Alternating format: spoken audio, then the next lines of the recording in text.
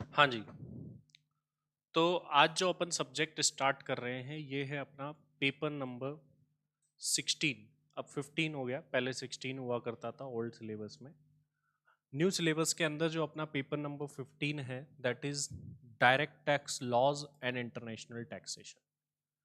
Intermediate में जब आप डायरेक्ट टैक्स पढ़ते हैं आज के टाइम पर न्यू सिलेबस के अंदर, तो वहाँ पर आपने क्या देखा है कि डायरेक्ट और इनडायरेक्ट टैक्स जो है ना वो मिक्स है, एक साथ है। बट यहाँ पर डायरेक्ट इनडायरेक्ट टैक्स ऑब्वियस सी बात है अलग है। ऑनलाइन में भी सभी को गुड आफ्टरनून। दोनों के दोनों जो यहाँ पर डायरेक्ट इनडायरेक्ट टैक्स है वो हमको अलग अलग देखने को मिलते हैं। ये सब्जेक्ट की अगर मैं बात करूँ तो ग्रुप 3 के अंदर अपना ये सब्जेक्ट पढ़ता है। एग्जाम के अंदर अगर बात करूँ कि इसमें किस टाइप के मार्क्स आते हैं, तो 60 मार्क्स तक तो आप इसमें इजीली पहुंच सकते हैं। उसके ऊपर अगर आपको पहुंचना है तो बहुत अच्छी नॉलेज चाहिए होती है। अब सबसे पहले जब भी हम किसी सब्जेक्ट को स्टार्ट करते हैं तो पहले तो देखने वाले हैं कि सोर्स क्या होने वाला है। एक तो ये इंस्टीट्यूट का स्टडी मैट है जो कि आईसीएमआई ने नोट करा है, और उसके अकॉर्डिंग अगर हम सिलेबस देखें तो मात्र 14 चैप्टर का सिलेबस इसमें दिया गया है। और इस 14 चैप्टर्स में से भी अगर आप देखें तो कुछ तो बहुत ही छोटे छोटे। ये इंटरनेशनल टैक्स एक्चुअल में एक चैप्टर है, ये मान लीजिए आप। और ब्लैक मनी एक्ट एक बहुत ही छोटा सा चैप्टर। आईसीडीएस का आपने छोटा सा पार्ट इंटर में भी पढ़ रखा है, वो यहाँ पर है। तो ये बड़े छोटे छोटे चैप्टर है। अगर मुझे आप लोगों को सिर्फ यही कराना हो जो बुक में दिया हुआ है तो ये तो बहुत जल्दी हो जाएगा। मैक्स टू मैक्स 100 आवर्स के अंदर ये कंटेंट खत्म हो जाए जो यहाँ एज पर बुक दिया हुआ है। इंटरमीडिएट में आपने देखा होगा कि जो भी हम पढ़ते हैं वो कंटेंट, वो चैप्टर हमारी बुक्स में दिए हुए हैं, उसको हम पढ़ते हैं, फिर उसके क्वेश्चन करते हैं, दैट्स इट, इनफ हो जाता है काम। लेकिन यहाँ पर जो ये सब्जेक्ट है डायरेक्ट टैक्सेशन, उसमें इतने से काम नहीं चल सकता। रीज़न क्या है कि जब हम स्टडी मैट को देखते हैं तो नंबर ऑफ क्वेश्चंस बहुत कम है। तो जैसे इंटर के स्टडी मैट में अप्रोक्स हर टॉपिक के बाद में क्वेश्चन दिया हुआ होता है, वैसा यहाँ पर नहीं है। और जो सिलेबस डिजाइनिंग है वो भी प्रॉपरली नहीं है, मतलब सिक्वेंसिंग जिसको मैं बोलूँगा वो भी प्रॉपरली यहाँ पर नहीं हो रखी है। अब सर हम फाइनल में आ गए तो क्या इंटर भी पढ़ना जरूरी है क्या? बिल्कुल आपको इंटर भी पढ़ना जरूरी है। तो जब आप फाइनल में आ गए हो तो आपको इंटर का कंटेंट भी आना चाहिए। लेकिन मैं ये एक्सपेक्ट करके चलता हूँ कि आप इंटर का कंटेंट भूल चुके हैं, आपको इतना याद नहीं है, या फिर इंटर में जो अंडरस्टैंडिंग लेवल आपने रखा था, जो आपके सोचने का लेवल था, अभी उससे हाई हो चुका है। तो आज के टाइम पे जो प्रोविजंस को आप समझेंगे जितना, वो प्रैक्टिकली समझेंगे आप उसको कि इसकी इम्प्लीकेशंस कैसे होगी, प्रैक्टिकली क्या होगा। तो इस सब्जेक्ट को पढ़ने के लिए जैसे इंटर में आपको एक बुक मिली थी डायरेक्ट टैक्स की, उसी तरीके से यहाँ पर अपनी दो बुक्स होने वाली है। ये जो दो बुक्स है, इस दो बुक्स को मैंने कैसे डिजाइन करा है पहले मैं इसके बारे में बता देता हूँ। ये जो फर्स्ट बुक आप लोग देख रहे हैं ये अपनी है कंसेप्ट बुक। इस कंसेप्ट बुक के अंदर क्या कर रखा है, कंसेप्ट डाल रखे हैं बस। तो जितने भी कंसेप्ट्स हैं वो इस बुक के अंदर डाले हुए हैं, और इस बुक को अपन पढ़ते टाइम में काम में लेंगे, कंसेप्ट्स पढ़ना है और क्लास में भी नोट करेंगे, वो तो है ही। उसके अलावा एक तो ये बुक है जो उसमें सारे के सारे कंसेप्ट्स हैं। और अगर मैं इसमें चैप्टर काउंट करके आपको बताऊं कि कंसेप्ट बुक के अंदर टोटल कितने चैप्टर है, तो जहां यहाँ पर अपने को 14 चैप्टर दिख रहे हैं, यहाँ पर 32 चैप्टर्स है कंसेप्ट बुक के अंदर। तो ये चैप्टर्स अपने को पढ़ने हैं, ना कि सिर्फ इतने से काम चलेगा। तो पहली बात तो ये 32 चैप्टर्स आप लोगों को पढ़ने, और जितना सिंप्लीफाइड हो सकता है उतना सिंप्लीफाइड मैंने इसके नोट्स को कर रखा है। फिर इससे भी बड़ी चीज कि इसमें क्वेश्चन ही नहीं है। तो ये 500 पेज का क्वेश्चन बैंक है अपना, इसके अंदर क्वेश्चंस ही क्वेश्चंस भरे हुए हैं। आप देखेंगे तो इसमें कहीं से भी हर एक चैप्टर के मैंने क्वेश्चंस डाले हुए हैं, और जितना डिटेल में हो सकता है उतना करें, ताकि जब आप होमवर्क में क्वेश्चंस को करेंगे तो आप इजीली कर पाएंगे। इसमें केस लॉज भी डाले गए, मतलब सिर्फ क्वेश्चन नहीं है इसमें क्वेश्चन बैंक का नाम। इसमें क्वेश्चन भी है, जैसे ये मान लो ये कोई क्वेश्चन है, तो उसके बाद में ये क्वेश्चन ही बहुत बड़ा है, यहाँ तक चल रहा है, उसके बाद में यहाँ से आंसर है इसका। तो इस क्वेश्चन बैंक के अंदर जब अपन पढ़ेंगे तो इसके अंदर क्वेश्चन एंड आंसर दोनों है। इसमें देख लेते हैं कितने चैप्टर्स के क्वेश्चन डाले हुए हैं। तो टोटल 28 चैप्टर्स के इसमें क्वेश्चन है। कुछ टॉपिक्स ऐसे हैं कि जो दूसरे चैप्टर में ही मर्ज हो जाते हैं, इसलिए उसके क्वेश्चंस इसमें नहीं है। तो ये चैप्टर्स हमको पढ़ने हैं पहली बात तो सिर्फ उतना पढ़ने से काम नहीं चलेगा, हमको जो है ज़्यादा पढ़ना पड़ेगा, लेवल अप करना पड़ेगा। तो ये जो बुक हमें दिख रही है, इससे काम नहीं चलेगा, हमको एक्स्ट्रा भी पढ़ना है, आप ये माइंड में बैठा करके रखें। अब इस सब्जेक्ट की मैं बात करूं तो देखिए ये सब्जेक्ट हमारा 2 पार्ट में बटा हुआ है। पहले पार्ट को जो सेक्शन ए है उसको मैं डायरेक्ट टैक्स लॉज बोल सकता हूं, और जो दूसरा पार्ट है वो इंटरनेशनल टैक्सेशन है। इंटरनेशनल टैक्सेशन कोई बहुत बड़ा भी मैं नहीं कहूँगा, अप्रॉक्सीमेट ये 40 मार्क्स का कंटेंट अपना 30 आवर्स में हो जाता है, तो 30 आवर्स के अंदर एक बहुत बड़ा पार्ट अपन कवर कर लेते हैं। और शुरुआत में जब मैं स्टार्टिंग करूँगा तो कुछ बेसिक्स पढ़ने के बाद अपन इसी चैप्टर पर आने वाले हैं बहुत जल्द, क्योंकि इस चैप्टर को करके ही हम 40 मार्क्स कवर कर रहे हैं, तो एक बहुत कम टाइम पीरियड में बहुत अच्छे मार्क्स कवर कर लेंगे अगर आप स्ट्रेटेजी बना के चलते हैं। तो सबसे पहला फोकस अपना इन पर रहने वाला है, और कुछ और चैप्टर से जो यहाँ दिख ही नहीं रहे हैं बल्कि अंदर दिए हुए हैं। अगर हम आगे और बढ़ते हैं इसके अंदर तो यहाँ पर देखिए, अब यहाँ पर आपको और डिटेल में चैप्टर्स दे रखे हैं, मॉड्यूल 1 2 3 4 ऐसे 14 चैप्टर्स का भी फर्दर बाइफर्केशन दे रखा है। तो अपन देखते हैं डिटेल में हमको पढ़ना क्या है सर यहाँ पर, उसके बारे में मैं यहाँ पर नोट कर रहा हूँ, आप भी उसको नोट कर लीजिएगा कि हमको आखिर पढ़ना क्या क्या है उसके बारे में जान रहे हैं। तो हमारा ये जो पेपर है, paper number 15,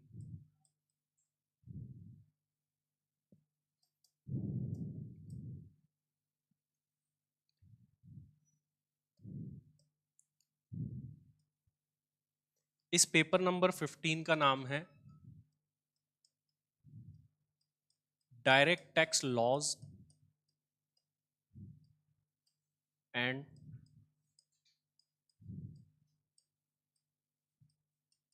international taxation.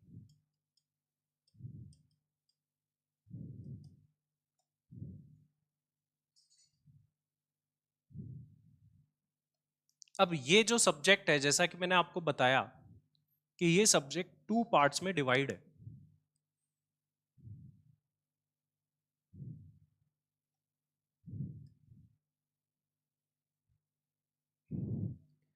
First part को मैंने नाम दिया है डायरेक्ट टैक्स,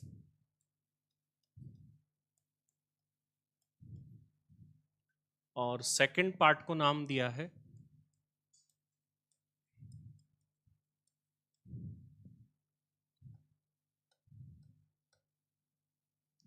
इंटरनेशनल टैक्सेशन।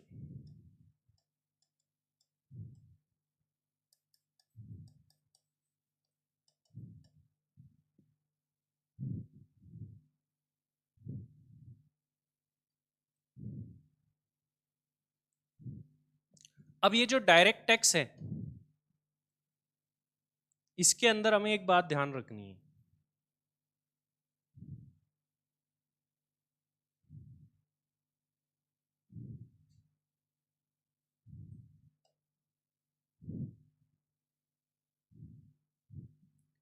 क्या ध्यान रखना है कि डायरेक्ट टैक्स के अंदर हमें इंटर का डायरेक्ट टैक्स भी पढ़ना है एंड फाइनल का डायरेक्ट टैक्स भी पढ़ना है। तो इंटर और फाइनल दोनों मिलाकर के डायरेक्ट टैक्स बनेगा, हालांकि है तो 60 मार्क्स का ही, बट दोनों को प्लस करके जो है हमारा डायरेक्ट टैक्स। अब इंटर फाइनल में क्या क्या टॉपिक्स है उस पर भी हम बात करने वाले हैं कि मेन टॉपिक्स कौन से हैं। डिटेल तो बहुत सारे टॉपिक्स हैं। इंटरनेशनल टैक्सेशन जो कि 40 मार्क्स का है, डायरेक्ट टैक्सेशन हमारा 60 मार्क्स का है,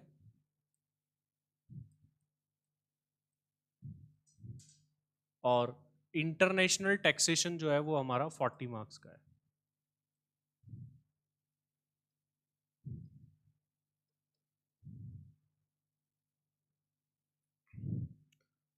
अब इस 40 मार्क्स के अंदर भी फर्दर टॉपिक्स आने वाले जो हम पढ़ेंगे।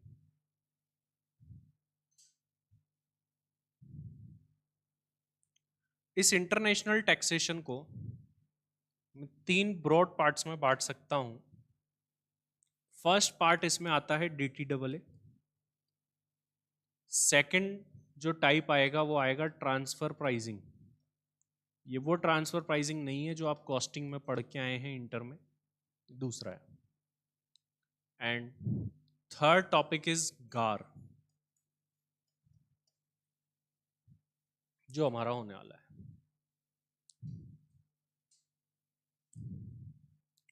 अब मैं बात करने वाला हूं सर इंटर के कौन कौन से टॉपिक्स यहां पर है जो कि बुक में है ही नहीं, लेकिन फिर भी पढ़ने पड़ते हैं, तो उन पर मैं बात करने वाला हूँ सबसे पहले, फिर फाइनल की बात करूंगा मैं।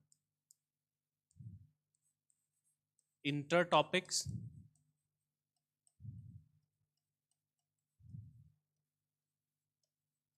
Useful for final. हालांकि सारे टॉपिक्स कोई इतने यूजफुल नहीं है, लेकिन कुछ टॉपिक्स है जो कि काफी ज्यादा यूजफुल होने वाले हैं, उनकी बात करते हैं। सबसे फर्स्ट टॉपिक अगर मैं आपको बताऊं, तो पहला टॉपिक जो है अपने 5 हेड में से है। 5 हेड में देखो, आपका हाउस प्रॉपर्टी कोई काम नहीं आएगा, सैलरी कोई काम नहीं आएगा। पहला और सबसे इंपॉर्टेंट चैप्टर होता है पीजीबीपी, प्रॉफिट्स एंड गेन्स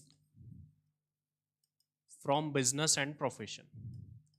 तो सर ये चैप्टर तो हमने इंटर में पढ़ लिया, क्या आप हमें वापस पढ़ाओगे क्या? बिल्कुल, मैं आपको ये वापस पढ़ाऊंगा और अलग पॉइंट ऑफ व्यू के साथ पढ़ाऊंगा। वो पॉइंट ऑफ व्यू नहीं होगा जो इंटर में होता है। इंटर में आप बेसिक लेवल पर होते हैं, आज इसको आप बिल्कुल और इन डेप्थ समझ पाएंगे पीजीबीपी को मेरे साथ में प्रैक्टिकली। दूसरा टॉपिक जो होता है हमारा, इंटर से काम लिंक्ड है और काम भी आता है, हालांकि पूरा नहीं आता ये, इनकम फ्रॉम कैपिटल गेन।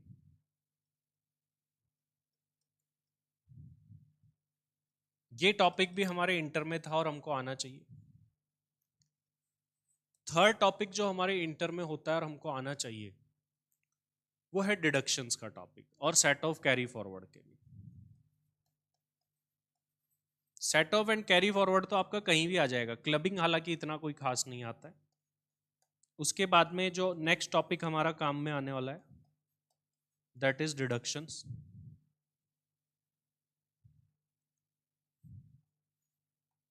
उसके बाद में फिफ्थ टॉपिक जो वहां से काम में आएगा और यहां पर भी पढ़ना है, वो है TDS, tax deducted at source. TDS भी काफी ज्यादा यहां पर आता है बार बार। Sixth, advance tax.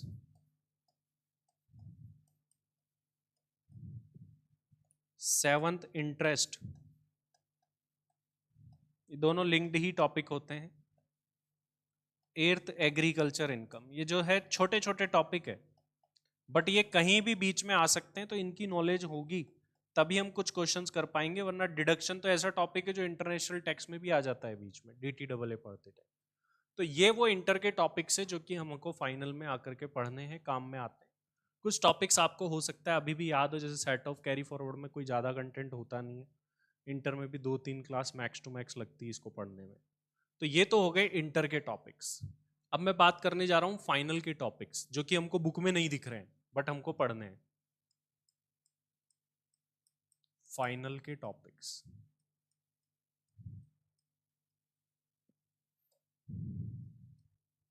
और मैं इनको बोल दूं इंपॉर्टेंट टॉपिक्स, क्योंकि टॉपिक्स तो और भी छोटे छोटे बहुत है जो कि मैं यहां लिख भी नहीं सकता। फाइनल के इंपॉर्टेंट टॉपिक्स कौन कौन से? सबसे पहला इंपॉर्टेंट टॉपिक अगर मैं बताऊं आपको, तो वो असेसमेंट से रिलेट करता है। असेसमेंट ऑफ ट्रस्ट, ये हमको यहां पर पढ़ना है, ये इंटर में था भी नहीं आपके। इसके अलावा मैं एक और को, वैसे इंपॉर्टेंट नहीं है लेकिन आना जरूरी है इसलिए लिख रहा हूं, बेसिक्स। बेसिक्स तो सर हम इंटर में पढ़ के आ चुके हैं, यस। यहाँ पे वो वाला बेसिक नहीं पढ़ना है, एसएससी क्या होता है, असेसमेंट ईयर, प्रीवियस ईयर क्या होता है। हमको यहाँ पे टैक्स रेट्स पढ़नी है, टैक्स कैसे कैलकुलेट होता है, तो वो टैक्स रेट्स आना, ये बेसिक क्राइटेरिया है यहाँ पर। तो पहले अपन यही टॉपिक पढ़ने वाले हैं। अभी जब मैं पहला टॉपिक स्टार्ट करूंगा वो बेसिक्स होगा, उसमें टैक्स रेट्स को रिकॉल करेंगे। कुछ अमेंडमेंट्स भी आ गए हैं जो आपने पढ़े थे वहां से, वो भी देखने वाले हैं क्या अमेंडमेंट्स क्या क्या है। उसके बाद में जो थर्ड टॉपिक है, ये इधर भी कुछ कवर कर दिए, जैसे पीजीबीपी इधर इंपॉर्टेंट के अंदर आता है, कैपिटल गेन भी आता है, लेकिन कैपिटल गेन से रिलेटेड एक टॉपिक है यहाँ पर, बिजनेस रीस्ट्रक्चरिंग।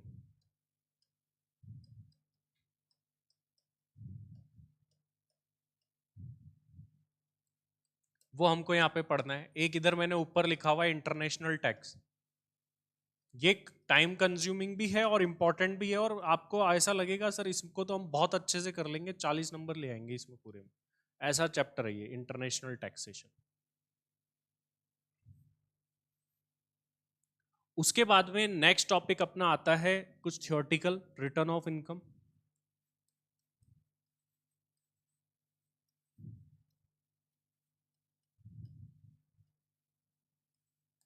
इस पर आप इंटर में इतना ध्यान नहीं देते क्योंकि छोटा सा टॉपिक है, लेकिन यहां पर देना है पेनल्टी, प्रोसिक्यूशन, अपील्स,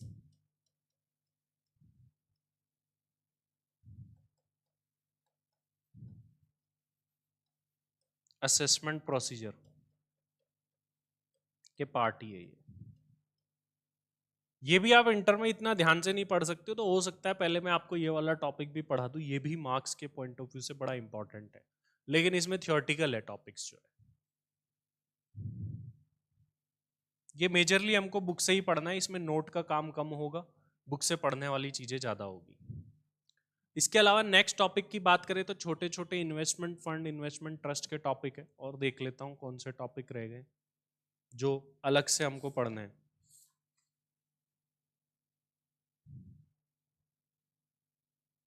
एक मिनिमम अल्टरनेट टैक्स अपना एक टॉपिक है जो कि काफी इंपॉर्टेंट है यहाँ पर, जिसको हम मैट के नाम से जानते हैं, और equalisation levy and advance ruling. ये इक्वलाइजेशन लेवी इसका पार्ट भी मानना जाता है, कोई बड़ा चैप्टर नहीं है ये। इक्वलाइजेशन लेवी 3 क्लासेस का अप्रोक्स का चैप्टर है, same with the advance ruling.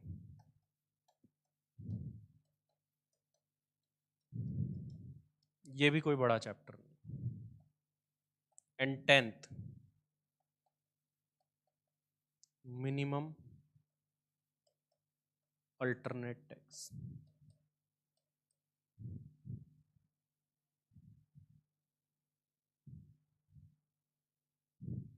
तो ये वो टॉपिक्स है जिनको आप नोट कर सकते हैं।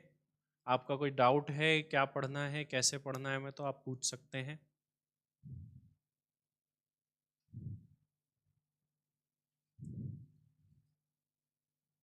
देन अब फिर हम इसमें आगे बढ़ेंगे।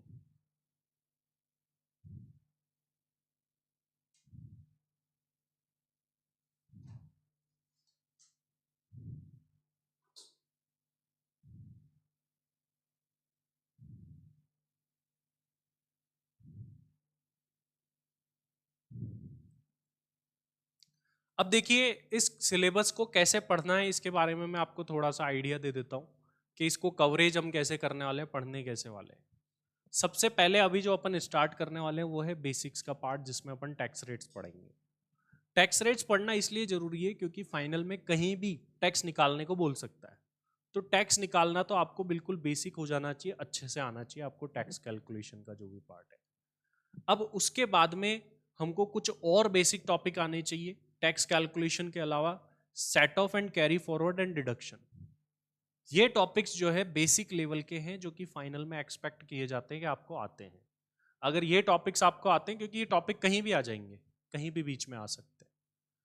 अब इसके बाद में जो हम स्टार्ट करेंगे वो हमारे पास में 2 ऑप्शन है इनको बाद में स्टार्ट करने।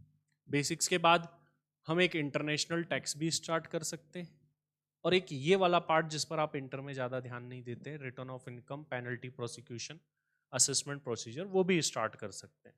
दोनों ऑप्शंस हमारे पास में है कि हम इन दोनों में से कुछ भी स्टार्ट कर लेंगे बेसिक्स के बाद में। अब इसके अंदर जो क्वेश्चंस बनते हैं ना, आप देखेंगे स्टडी मैट में तो क्वेश्चंस इतने गिवन नहीं है। जैसे इक्वलाइजेशन लेवी आपने पढ़ी, क्वेश्चन ही गिवन नहीं है। एडवांस रूलिंग पढ़ी, क्वेश्चन ही गिवन नहीं है। लेकिन ये थियोरटिकल टॉपिक्स है, केस स्टडी टाइप ऐसे क्वेश्चंस बनते हैं, तो इसके सारे क्वेश्चंस मैंने इस क्वेश्चन बैंक में डाल रखे हैं। तो क्वेश्चन बैंक के अंदर ये सारे क्वेश्चंस आपको मिल जाएंगे, जितने भी टॉपिक्स है, चाहे इंटर का टॉपिक हो, फाइनल का हो, और इवन जो कॉमन टॉपिक्स है जैसे पीजीबीपी है फाइनल में, तो इसमें कुछ क्वेश्चन आपको इंटर के भी मिलेंगे जो आपने किए हुए हैं, और फाइनल के एक्स्ट्रा क्वेश्चन भी मिलेंगे, और same with the capital gain and other chapters जो है। ये अपना सिलेबस है। अब अपन जो सबसे पहले स्टार्ट करने जा रहे हैं वो है अपना बेसिक्स का पार्ट, और बेसिक्स के पार्ट में हम क्या पढ़ने वाले हैं, टैक्स रेट को। तो चलिए उसको स्टार्ट करते हैं और जानते हैं कि सर टैक्स रेट्स क्या है, क्या अमेंडमेंट्स आए हैं। इंपॉर्टेंट चैप्टर में इसको बोल रहा हूं क्योंकि इसमें अब अमेंडमेंट्स आ चुके हैं। बेसिक्स ऑफ डायरेक्ट टैक्स, ये अपना पहला टॉपिक है जिसको हम स्टार्ट करने जा रहे हैं।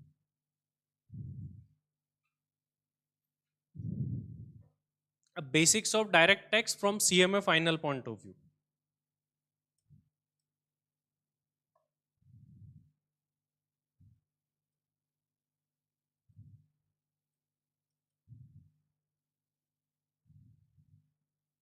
सीएमए फाइनल के पॉइंट ऑफ व्यू से।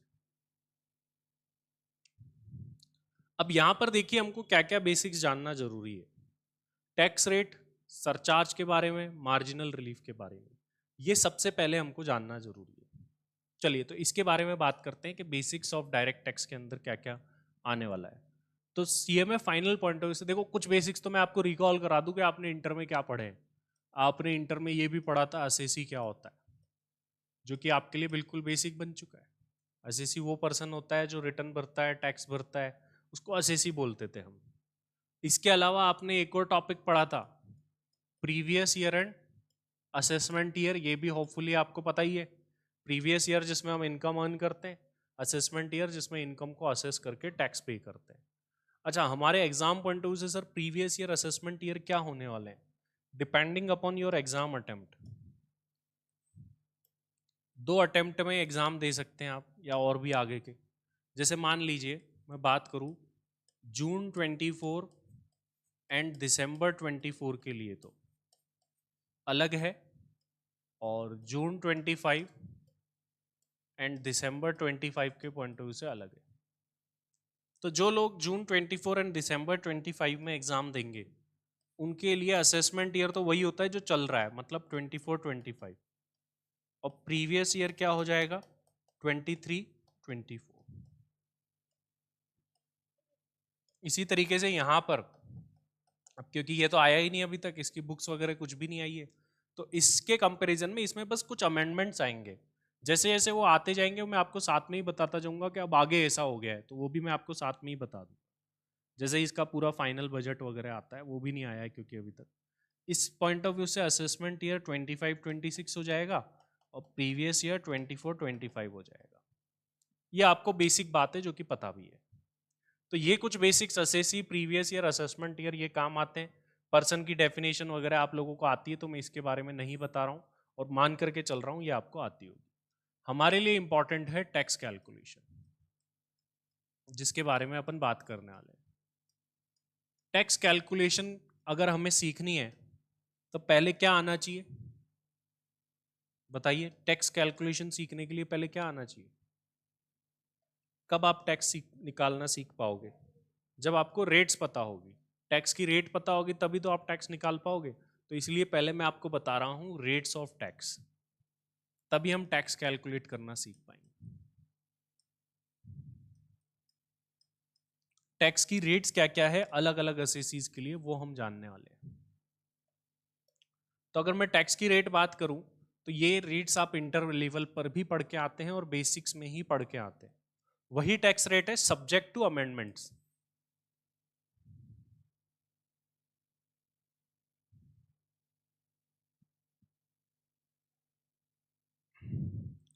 अगर मैं असेसी की बात करूं तो सबसे पहले जो असेसी आता है वो है इंडिविजुअल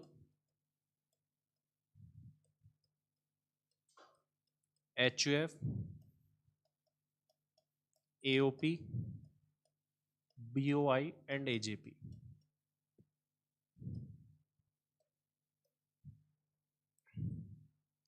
इन असेसीज के ऊपर टैक्स की रेट लगती है स्लैब रेट। इन पर लगेगी स्लैब रेट, और ये स्लैब रेट में ही चेंज है। इसको अभी मैं जब आपको बताऊंगा तो सेक्शन 115 बीएसी का इसके अंदर रोल आता है। उसके बाद में मैं बात करूं तो अगले असेसी आते हैं हमारे firm, LLP and local authority.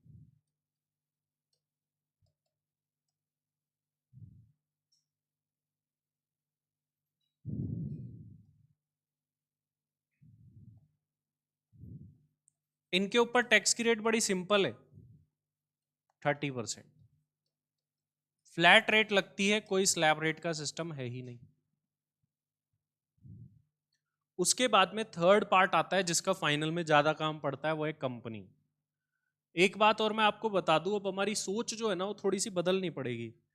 Inter level पर हमारी क्या सोच होती है, ये एसएसी है, ये पर्सन है, ये व्यक्ति है। यहाँ पर मेनली एसएसी कंपनी बनती है।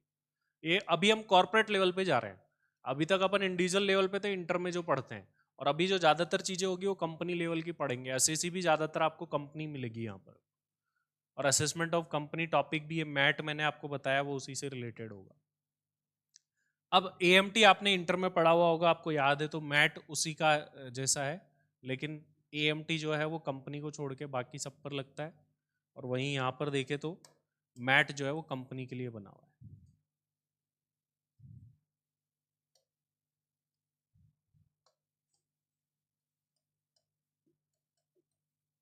अगला एसएससी है हमारा कंपनी। कंपनी को tax rate point of view से दो पार्ट में बांट रखा है। दो पार्ट कौन कौन से हैं? Domestic and foreign company.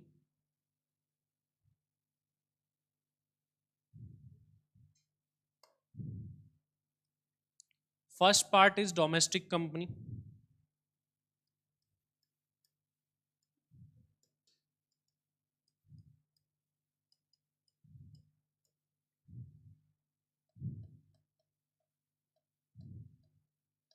Second part is foreign company.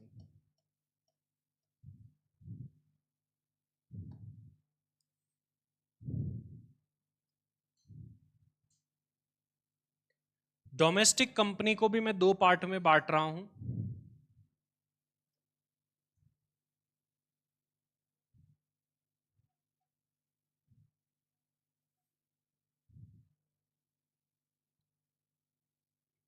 एक छोटी डोमेस्टिक कंपनी और एक बड़ी डोमेस्टिक कंपनी।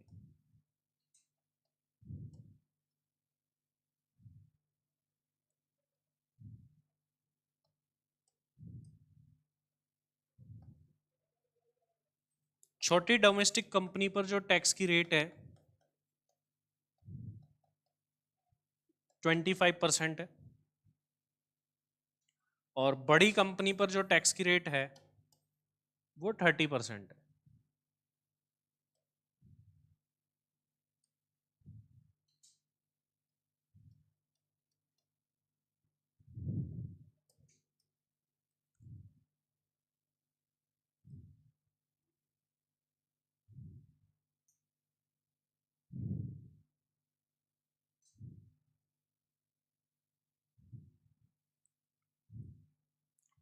अब यहां पर छोटी और बड़ी का मतलब अपन जानेंगे कि छोटी कंपनी क्या है, बड़ी कंपनी क्या है। और फॉरेन कंपनी पर टैक्स की रेट आपको पता ही है क्या लगती थी, 40%।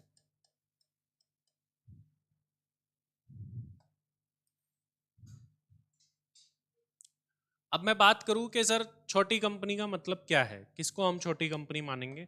ऐसे एक्ट में कोई ऐसे नहीं लिख रखा है कि छोटी कंपनी है ये, लेकिन हमको अंडरस्टैंडिंग पॉइंट ऑफ व्यू से जानना है कि what is the meaning of छोटी कंपनी या स्मॉल कंपनी।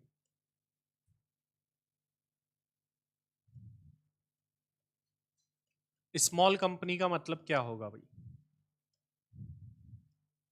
तो स्मॉल कंपनी जिस पर 25% की टैक्स लगाई गई है वो डिपेंड करता है कि उसका टर्नओवर कितना था, मतलब टर्नओवर पर बेस्ड होगा कि इस पे टैक्स रेट क्या लगने वाली है।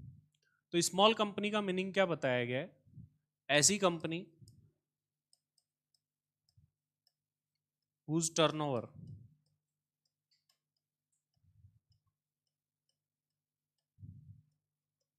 in previous year 2021-22 was up to rupees 400 crore. जून 25 दिसंबर 25 वालों के लिए एक साल आगे बढ़ जाएगा, 22-23 आ जाएगा यहां पर। अब ऐसी कंपनी जिसका टर्नओवर 2021-22 में 400 करोड़ तक था, ये 21-22 ही क्यों देखा जा रहा है, ये भी एक हमारे सामने सवाल है। इसका क्या कारण है उसको देखते हैं। व्हाट इज द रीजन कि हम 21-22 का देख रहे हैं टर्नओवर। ये सपोज करिए कि ये हमारा प्रीवियस ईयर है 2023-24, और फिर 22-23 है, और 21-22 है। अब यहां पर ये सवाल आता है इसके, सर यहां पर ये टर्नओवर 21-22 क्यों रखा गया है? देखो 23-24 का जो बजट है वो बजट कब आया होगा? February 23 में, सबसे पहली बात। दूसरी बात ये कि यदि किसी साल के लिए हमें टैक्स रेट चाहिए तो वो साल शुरू होने के पहले ही पता होनी चाहिए या बाद में भी पता होगी तो चलेगा? बताओ। टैक्स रेट आपको पहले से पता होनी चाहिए किसी ईयर के लिए या बाद में भी होगी तो चलेगा? पहले ही होगी तभी तो साल शुरू होते ही कुछ एसएसीज को आपको पता है 10,000 से ज्यादा जिसका टैक्स बनता है उसे एडवांस टैक्स देना पड़ता है, तो इसलिए टैक्स रेट तो पहले से पता होना जरूरी है हमको। अब टैक्स रेट पहले से पता होनी चाहिए, इसका मतलब February 23 को हमें पता होनी चाहिए 23-24 में क्या टैक्स रेट लगेगी। अगर गवर्नमेंट यहाँ लिख देती कि 23-24 का टर्नओवर देखेंगे तो भाई एसएससी पूछेगा सर 23-24 का टर्नओवर तो अगले साल मार्च 24 में जाके फाइनल होगा, और तब भी फाइनल नहीं होता है, ईयर एंड के बाद में उसकी ऑडिट होती है, बुक्स ऑफ अकाउंट्स फाइनल होते हैं, देन तब जाके फाइनल होता है। तो इसलिए 23-24 लिखने का तो कोई तुक ही नहीं है, ये साल अभी तक आया ही नहीं है और इस साल के लिए हमको टैक्स रेट चाहिए तो इसलिए ये वाला साल नहीं लिखा गया। फिर बोले कोई बात नहीं तो 22-23 लिख दो। तो इसका रीजन क्या था कि ये ईयर अभी तक आया ही नहीं, बजट जब आया था उसके अकॉर्डिंग देख रहे हैं। अब 22-23 लिख देते हैं, तो 22-23 एंड कब होता है? एंड होगा सर ये 31 मार्च 23 को। ठीक है, हमारा बजट फरवरी में ही बैठ करके बना दिया जाता है। पहली बात तो मतलब जब ये बजट आता है अगले साल का तब पिछला वाला प्रीवियस ईयर चल रहा होता है। 22-23 एंड होगा सर 31 मार्च 23 को, सर ये तो सही है ना, क्योंकि 1 अप्रैल से नया साल लगेगा तो इसका टर्नओवर ले लेते हैं पिछले वाले साल का। बट क्या ईयर एंड होते ही बुक्स ऑफ अकाउंट्स फाइनल हो जाते हैं क्या? तो क्या होता है बाद में बुक्स ऑफ अकाउंट्स और भी बनते हैं, मार्च के भी बनेंगे और फिर उसके बाद में ऑडिट होगी, उनकी ऑडिट के बाद फाइनल माने जाते हैं। और ये इतनी भी छोटी मोटी कंपनी नहीं है कि 150 लाख की हो, ऐसे हो 400 करोड़ की कंपनी है, तो ऑडिट होगी इसकी। ऑडिट कब तक होगी भाई? सर ऑडिट की ड्यू डेट तो हमारे लिए 31 अक्टूबर है। अब रिटर्न फाइलिंग की ड्यू डेट ऑडिट की तो 30 सितंबर ही है, और इस ऑडिट के केस में रिटर्न फाइलिंग की ड्यू डेट जो है वो कितनी है?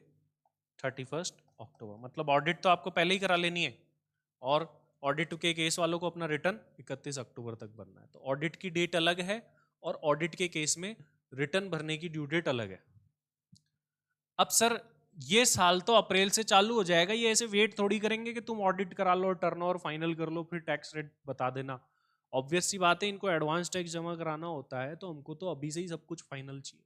बोले तो ये भी साल नहीं बैठ सकता क्योंकि ये ईयर भी अभी तो स्टार्ट ही हुआ है, अभी आगे सब कुछ चलेगा देन ये फाइनल होगा। तो बोले कोई बात नहीं सर, फिर क्या करें? फिर बोले तुम तो ऐसा साल लो जिसका बुक्स ऑफ अकाउंट्स क्लोज हो गए हो। बोले सर 21-22 के बुक्स ऑफ अकाउंट्स कब क्लोज हो गए होंगे? तो ये क्लोज हो गए होंगे सर 31 मार्च 22 को। इनकी ऑडिट भी हो गई होगी। बोले हाँ ऑडिट भी हो गई होगी सर, इनका टर्नओवर वगैरह सब फाइनल होगा।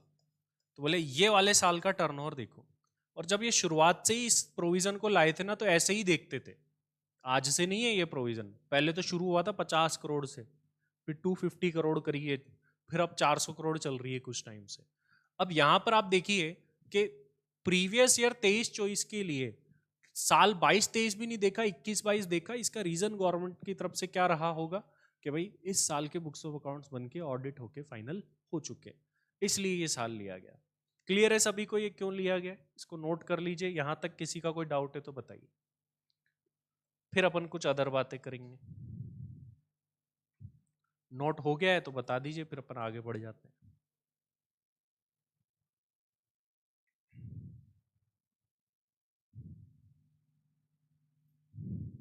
हाँ जी, ऑनलाइन मुझे बताइएगा भाई, ऑनलाइन वाले।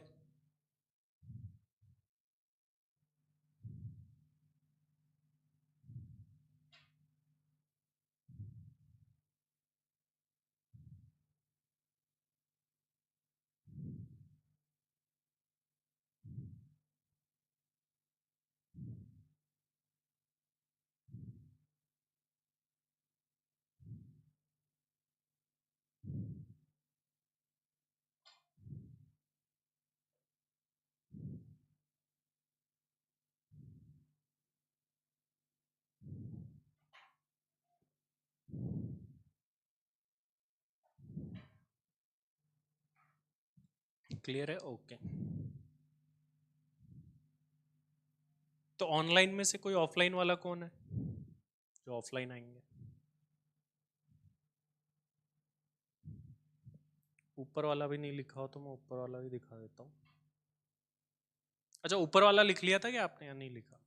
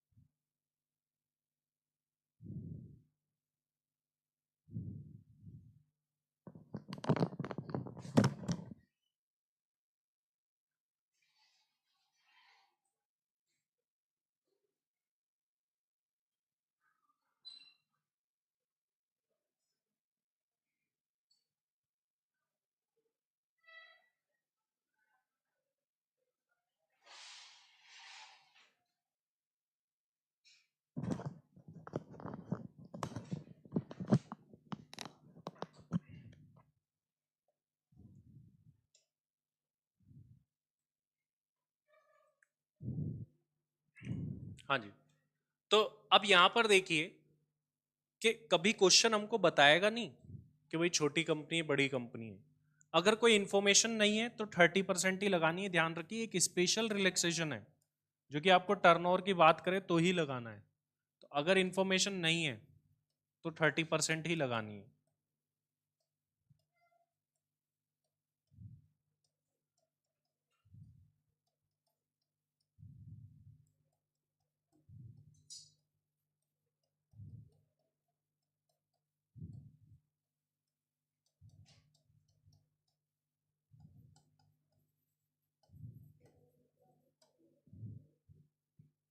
इंफॉर्मेशन नहीं है तो 30% टैक्स रेट लगानी है। एक और बहुत ही बेसिक बात, हेल्थ एंड एजुकेशन सेस लगाना है, वो भी मैं लिख रहा हूं।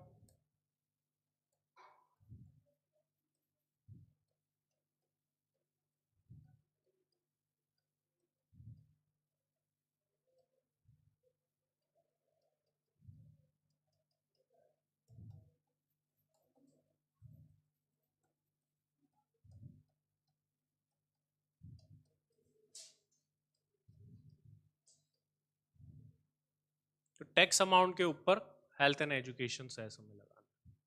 तो ये सारी बातें हैं। इसमें जो मेजर चेंज आया वो स्लैब रेट के अंदर आया हुआ है।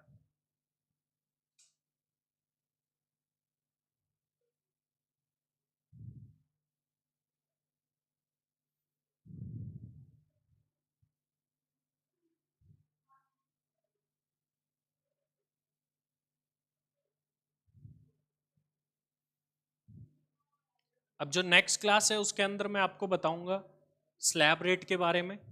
टैक्स रेट तो ही, फिर इनकी कुछ क्वेश्चंस प्रैक्टिस वाले करेंगे। स्लैब रेट के अंदर चेंज आ गया है और उसके बाद में जो आपकी रिबेट होती है उसमें भी चेंज आ गया है 87A की। फिर उसके बाद सरचार्ज में भी चेंज आ गया है। तो आगे आने वाले जो भी टॉपिक्स हैं उनमें चेंज आ गया है, तो वो देखेंगे क्या चेंज आ गया। तो इसके बारे में अपन नेक्स्ट क्लास में जानेंगे। तो आज की क्लास में अपन ने क्या जाना? आज की क्लास में एक तो हमने जाना कि हमारा सिलेबस कैसे डिज़ाइंड है। इसमें ना सिर्फ फाइनल बल्कि इंटर के भी चैप्टर्स हमको पढ़ने हैं जो मैं आपको क्लास में पढ़ाऊंगा। उसके बाद में हमने बेसिक्स स्टार्ट किया है। बेसिक्स में वो बेसिक नहीं पढ़ना, एसएससी क्या होता है, डायरेक्टली हमको टैक्स रेट्स पढ़नी है। टैक्स रेट क्यों पढ़ रहे हैं सर? ये जितने भी इनके प्रैक्टिकल क्वेश्चन आएंगे ना तो कहीं भी टैक्स निकलवा सकता है, तो इसलिए टैक्स रेट आना जरूरी है। इसके अलावा कुछ जगह पर डिडक्शन भी आ जाता है, वो कैसे आता है उसके बारे में मैं आपको बताऊँ। तो यहाँ तक की बात सभी को क्लियर है? किसी का कोई सवाल है तो बताओ, कोई डाउट है तो बताइए। ऑनलाइन में बताइए भाई, किसी का कोई डाउट हो ऐसा कुछ। अब स्लैब रेट क्योंकि बड़ा टॉपिक है तो मैं आपको नेक्स्ट क्लास से स्टार्ट करूंगा। आज अपन इतना ही करेंगे। Thank you very much. Okay.